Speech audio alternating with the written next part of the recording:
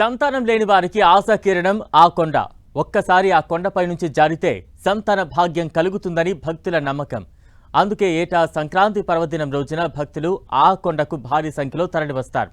దశాబ్దాల చరిత్ర కలిగిన డేకెరు కొండ శ్రీకాకుళం జిల్లాలో ఉంది. ప్రతి ఏడాది సంక్రాంతి పండుగ రోజుల్లో వారు ఇక్కడ ప్రత్యేకించి ఉత్సవాలు నిర్వహిస్తూ ఉండడం ఆనవాయితీగా వస్తోంది.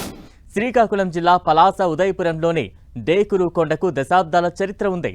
సుమారు 5 ఎకరాల విస్తీర్ణంలో ఉన్న ఈ కొండ ఓ ప్రత్యేకతను సంతరించుకుంది. ఈ కొండపై పురాతనమైన నీలకంఠేశ్వర స్వామి ఆలయంతో పాటు త్రినాథస్వామి, సంతోషిమాత దేవాలయాలు ఉన్నాయి. అయితే సుదీర్ఘ చరిత్ర కలిగిన ఈ కొండ సంక్రాంతి వచ్చిందంటే భక్తులతో రద్దీగా మారిపోతుంది. పెద్ద పండుగ రోజున ఇక్కడ ప్రత్యేకంగా యాత్ర జరుగుతోంది.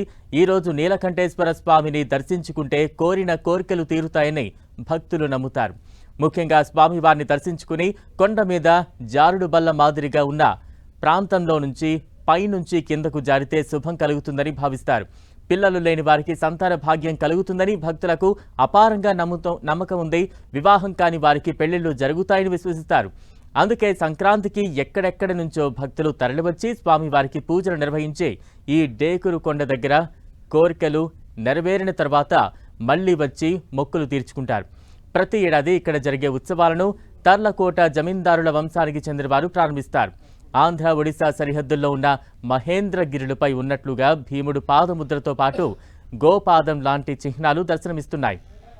ప్రభుత్వ పరంగా డేకురు కొండకు ఎటువంటి ఆదరణ లేనప్పటికీ ఉదయపురం ప్రాంతానికి చెందిన వారే ఆలయాల వ్యవహారం చూస్తున్నారు. ప్రతి ఏడాది సంక్రాంతి పండుగ రోజుల్లో వారు ఇక్కడ ప్రత్యేకించి ఉత్సవాలు నిర్వహిస్తుండడం ఆనవాయితీగా వస్తోంది. చారిత్రక ప్రాధాన్యత కలిగిన డేకురు కొండపై ఉన్న కట్టడాలు, ప్రాకారాలు రాజుల కాలంలో ఒక వెలుగు వెలిగాయి.